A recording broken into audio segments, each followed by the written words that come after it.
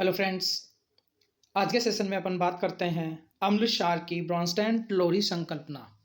मतलब अम्ल क्षार को बताने के लिए ब्रॉन्स्टैंड और लोरी ने एक थ्योरी प्रतिपादित की, कॉन्सेप्ट प्रतिपादित किया, उसके बारे में अपन डिस्कस करने जा रहे हैं। तो देखिएगा, अम्लों एवं क्षारों की यह परिभाषा डेनिश रसायन जॉन्स ब्रॉन्स्टैंड ने 1874 से 1936 तक ये कार्यरत रहे थे या कार्य किया था इन्होंने, या यूँ कह सकते हैं कि जो है यहाँ पर इन्होंने इस संदर्भ में बात की थी, तथा अंग्रेज रसायनज्ञ थॉमस एम लोरी ने दी।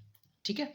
ब्रॉन्स्टैंड लोरी के अनुसार अम्ल प्रोटॉन दाता होते हैं, मतलब प्रोटॉन देते हैं, या यूँ कह सकते हैं कि जैसे ही अम्ल की बात करते हैं तो प्रोटॉन दाता जो होते हैं वो क्या होते हैं, अम्ल, तथा क्षार प्रोटॉन ग्राही होते हैं। ठीक है। आर्यनियस के अनुसार जब बात की थी लास्ट सेशन में अपन ने, तो उसमें बात आई थी कि जो H+ साइन देता है वो तो होता है अम्ल, और OH- साइन देता है वो होता है क्षार। लेकिन यहाँ पर ब्रॉन्स्टैंड लोरी की जो संकल्पना है इसमें बात की गई है कि अम्ल प्रोटॉन दाता होते हैं और क्षार प्रोटॉन ग्राही होते हैं, या प्रोटॉन की ही बात की गई है। यहाँ उन्होंने संयुग्मी अम्ल एवं संयुग्मी क्षार की अवधारणा दी है। ठीक है, कि यहाँ पर इन्होंने बताया है कि संयुग्मी अम्ल होते हैं और संयुग्मी क्षारक होते हैं। ठीक है, जैसे HA एक अम्ल है जो क्या है, संयुग्मी अम्ल, प्लस B क्षारक है, क्या बनाएगा, A- संयुग्मी क्षार और HB+।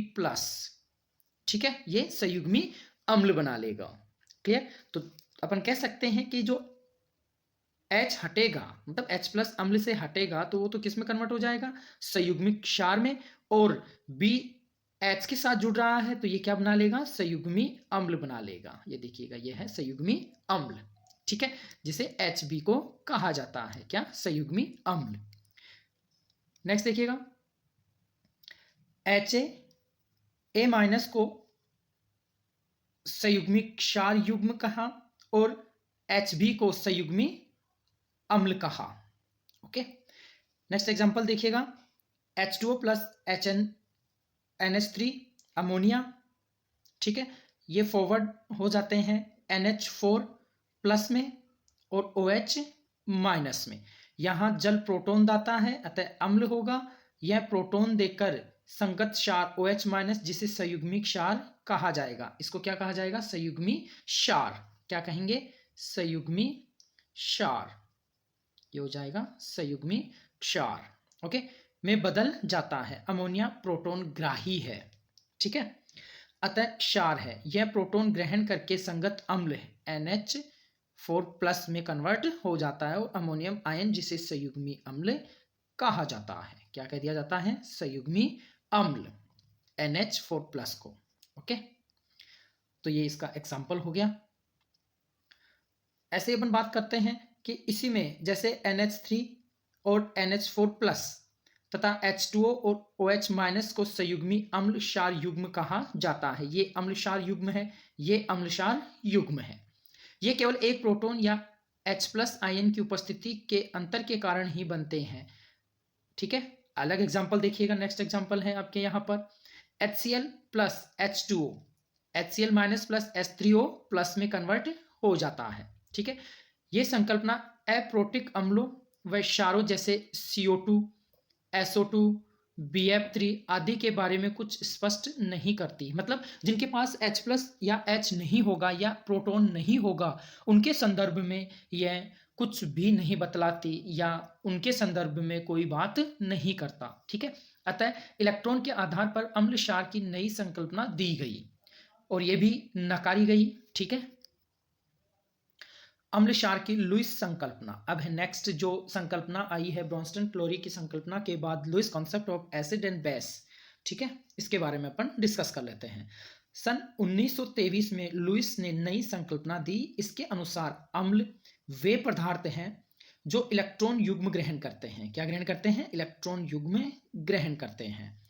तथा क्षार वे पदार्थ होते हैं जो इलेक्ट्रॉन युग्म त्यागते हैं। ठीक है, रिलीज करते हैं। अर्थात इलेक्ट्रॉन युग्म ग्राही अम्ल होते हैं और इलेक्ट्रॉन युग्म दाता क्षार होते हैं, ऐसा बताया गया। जैसे अपन बात करते हैं BF3 अम्ल है और NH3 क्षार है, तो क्षार क्या करेगा, इलेक्ट्रॉन देगा और Bf3 जो है वो इलेक्ट्रॉन ले लेगा और एक उप सहसंयोजी यौगिक का निर्माण कर देता है। ठीक है, क्योंकि पूरा का पूरा एक लोन पेयर ले रहा है, ये लोन पेयर ले रहा है और ये लोन पेयर दे रहा है, एक इलेक्ट्रॉन युग्म दे रहा है। ठीक है, इसके अनुसार लुईस क्षार इलेक्ट्रॉन देते हैं तथा लुईस अम्ल इलेक्ट्रॉन ग्रहण कर यौगिक बना लेते हैं। जैसे यहाँ पर यौगिक बना है, इस प्रकार ये यौगिकों का निर्माण कर लेते हैं। यह दोनों परस्पर उप सहसंयोजक बंध द्वारा जुड़ते हैं या जुड़े हैं। इस संकल्पना के अनुसार इलेक्ट्रॉन की कमी वाले यौगिक अम्ल का कार्य करते हैं। मतलब जो इलेक्ट्रॉन डेफिशिएंट यौगिक होंगे या कंपाउंड होंगे वो क्या करेंगे, अम्ल की भांति, इन्हें लुईस अम्ल कहा जाता है। जिनके पास इलेक्ट्रॉन की कमी होगी वो क्या कहलाएंगे, लुईस अम्ल। काफी बार पूछा जाता है निम्न में से लुईस अम्ल है, तो जिनके पास अष्टक अपूर्ण है, ठीक है, अष्टक का मतलब 8 इलेक्ट्रॉन जिसके बाह्यतम कोश में नहीं है, ठीक है, वो क्या कहलाते हैं, लुईस अम्ल कहलाते हैं। साधारणतः धनायन या वे यौगिक जिनका अष्टक अपूर्ण है वो क्या कहलाते हैं, लुईस अम्ल कहलाते हैं। मतलब धनायन, धनायन का मतलब हो गया इलेक्ट्रॉन की कमी वाला, ठीक है, इलेक्ट्रॉन कमी स्पीसीज। एग्जाम्पल Bf3 हो गया, AlCl3 हो गया, Mg+2 हो गया, Na+ हो गया, ये सभी क्या है, लुईस अम्ल होंगे। ठीक है, ये सभी के सभी क्या है, लुईस अम्ल हैं। इलेक्ट्रॉन धनी या इलेक्ट्रॉन का एकाकी युग्म रखने वाले यौगिक क्षार का कार्य करते हैं, या यूं कह सकते हैं इलेक्ट्रॉन रिच या एकाकी इलेक्ट्रॉन युग्म मतलब लोन पेयर रखने वाले लुईस क्षार की भांति कार्य करते हैं और उनको लुईस क्षार कहा जाता है। क्या कहा जाता है, लुईस क्षार कहा जाता है।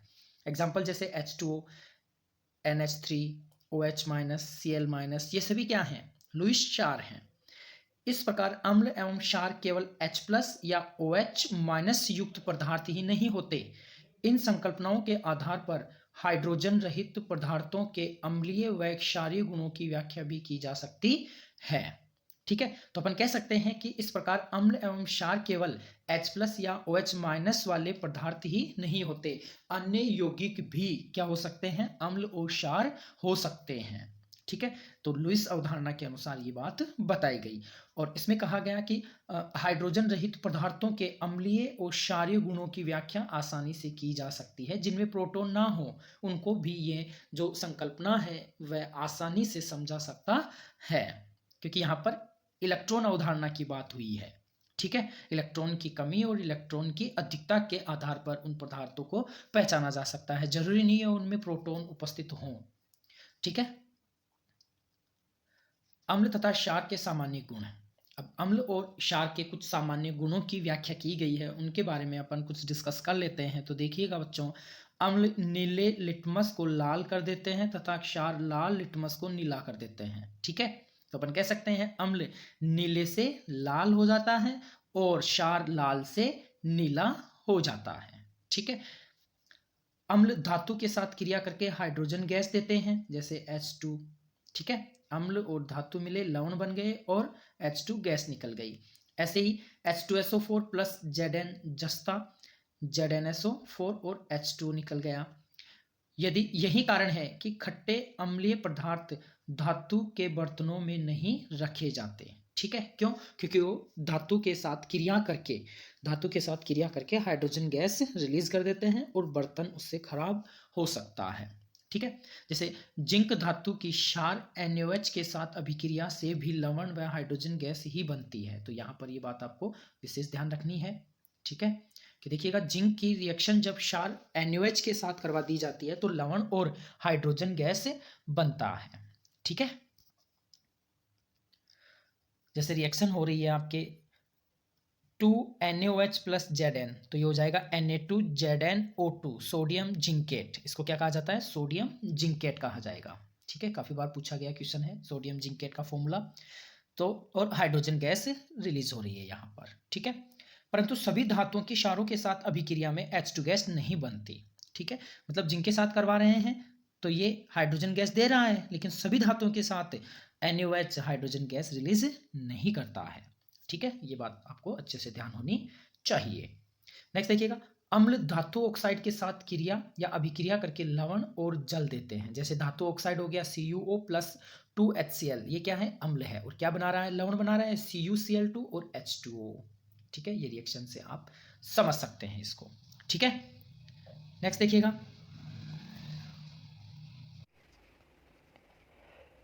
इसमें देखिएगा धातु ऑक्साइड अम्ल के साथ क्रिया कर लवण और जल बनाते हैं, अतः ये क्षारीय प्रकृति के होते हैं, या अपन बोल सकते हैं ये क्षारीय प्रवृत्ति दर्शाते हैं। क्षारों के साथ अधात्विक ऑक्साइड अभिक्रिया करके लवण और जल बनाते हैं, ये अम्लीय प्रकृति के होते हैं। ठीक है, तो अपन कह सकते हैं कि धातु ऑक्साइड यदि है, धातु ऑक्साइड है और वो अम्ल के साथ क्रिया कर रहा है तो वो क्या होगा, क्षारीय प्रकृति का होगा। और यदि क्षार के साथ क्रिया कर रहा है और वह अधात्विक ऑक्साइड है तो वह क्या होगा, अम्लीय प्रवृत्ति का होगा। जैसे अपन बात करते हैं अधातु ऑक्साइड प्लस क्षार तो क्या बनेगा, लवण और जल बनता है। ठीक है, क्या बनता है, लवण और जल। जैसे CO2 क्या हो गया, एक अधातु ऑक्साइड हो गया, और CaOH का होल ट्वाइस क्या हो गया, एक क्षार, तो क्या बनाएगा, CaCO3 लवण और H2O जल बनाएगा।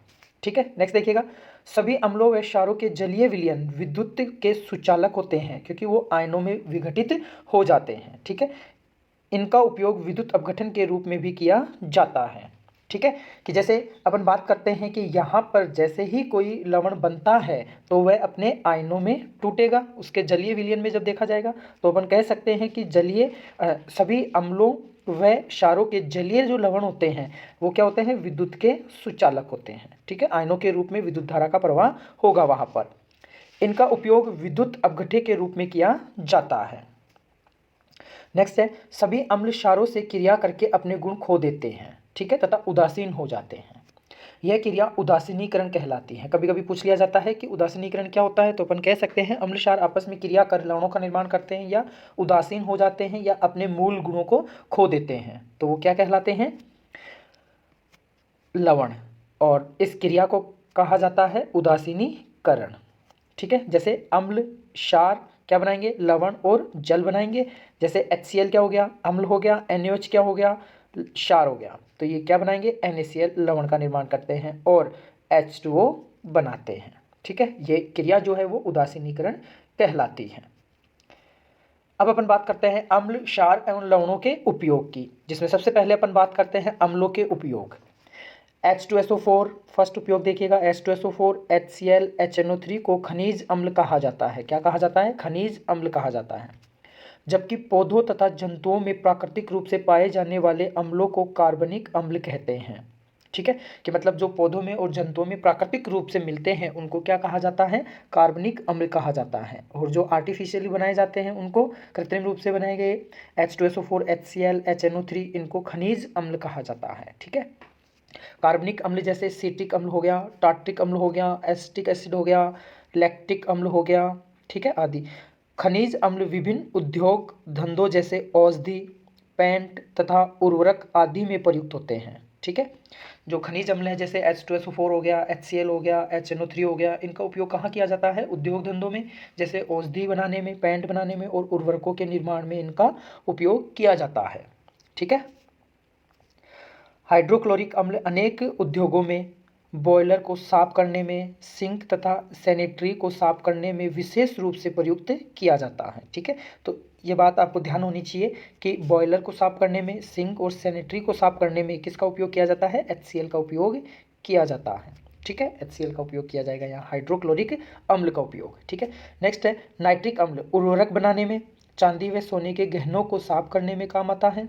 ठीक है, मतलब जो भी आभूषण होते हैं उनको भी ये साफ करने में काम आता है। अर्थात अपन कह सकते हैं कि इसको किस रूप में पहले प्रिपेयर किया जाता है, बनाया जाता है और फिर आभूषणों की सफाई में इसका उपयोग करते हैं। तो देखिएगा, 1 भाग HNO3 का तथा 3 भाग HCl को मिलाकर एक अम्लराज बनाया जाता है। क्या बनाया जाता है, अम्लराज, जिसे एक्वारेजिया के नाम से भी जाना जाता है, जो कि अत्यंत महत्वपूर्ण मिश्रण है, जो कि सोने जैसी धातु को भी विलय कर देता है। नॉर्मल जैसे अपन बात करते हैं HNO3, तो HNO3 जो होता है वो सोने की जो धातु होती है उसको अकेला विलय नहीं कर पाता, लेकिन 1:3 में जब HNO3 को और HCl को मिलाकर अम्लराज तैयार कर लिया जाए, जिसे एक्वारेजिया कहा जाता है, इस मिश्रण द्वारा सोने की धातु को साफ किया जा सकता है। अर्थात अपन कह सकते हैं ये सोने को विलय कर लेता है।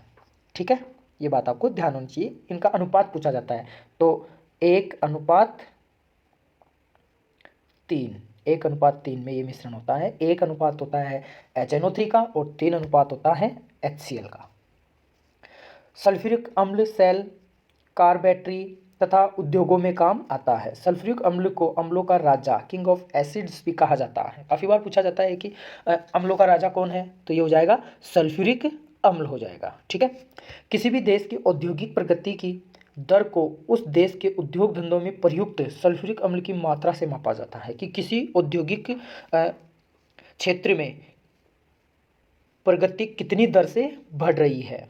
ठीक है। अर्थात अपन कह सकते हैं कि सल्फ्यूरिक अम्ल की जितनी अधिक मात्रा का उपयोग किया जाएगा उस औद्योगिक क्षेत्र की वृद्धि उतनी ही ज़्यादा हो रही है। ठीक है। कार्बनिक अम्ल जैसे एसिटिक अम्ल सिरके के रूप में खाद्य पदार्थों तथा अचार आदि में संरक्षित करने में तथा लकड़ी के फर्नीचर आदि को साफ करने में काम आता है। ठीक है। ये बात आपको ध्यान होनी चाहिए कि एसिटिक अम्ल का उपयोग कहाँ किया जाता है, खाद्य पदार्थों अचार आदि को संरक्षित करने में या उनको बचाने में ताकि वो सड़े गले ना, तथा लकड़ी के फर्नीचर को साफ करने में इसका उपयोग किया जाता है।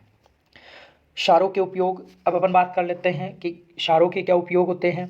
विभिन्न क्षारों का उपयोग उद्योगों में प्रमुखता से होता है, मतलब काफ़ी मात्रा में क्षार का उपयोग किया जाता है। जैसे साबुन, अपमार्जक, कागज उद्योग, वस्त्र उद्योग में सोडियम हाइड्रोक्साइड का उपयोग करते हैं, मतलब NaOH का उपयोग किया जाता है।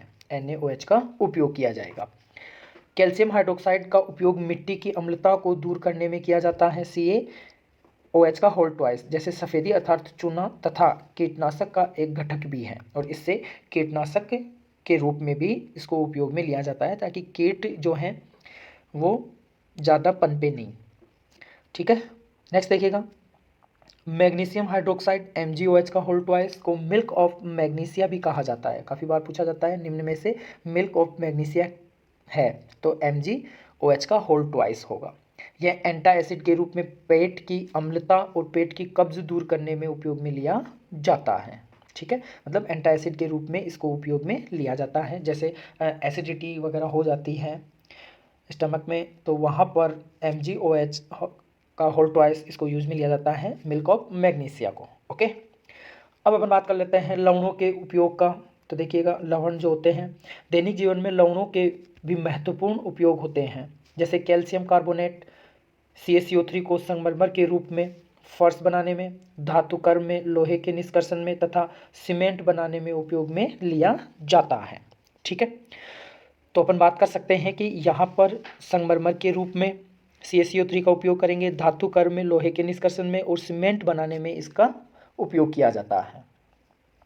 सिल्वर नाइट्रेट जैसे AgNO3 को फोटोग्राफी में, ठीक है, काफ़ी बार पूछा गया क्वेश्चन भी है कि AgNO3 का उपयोग होता है फोटोग्राफी में, या फिर यूँ भी पूछ लिया जाता है कि निम्न में से फोटोग्राफी में उपयोगी यौगिक है या लवण है, तो AgNO3 होता है वो। अमोनियम नाइट्रेट उर्वरक तथा विस्फोटक बनाने में काम में लेते हैं। फिटकरी K2SO4 Al2SO4 का होल ट्राइस 24H2 ये हाइड्रेट फॉर्म में होता है, को जल के शोधन में प्रयुक्त किया जाता है। ठीक है। इसी प्रकार अनेक लवण हैं जो दैनिक जीवन में उपयोग की दृष्टि से अत्यंत महत्वपूर्ण होते हैं। ठीक है। तो यहाँ तक आपको बहुत ही अच्छे से पढ़ना है। इसके बाद अपन ऑक्सीजन के बारे में पढ़ेंगे और नाइट्रोजन के बारे में पढ़ेंगे नेक्स्ट लेक्चर में। ठीक है।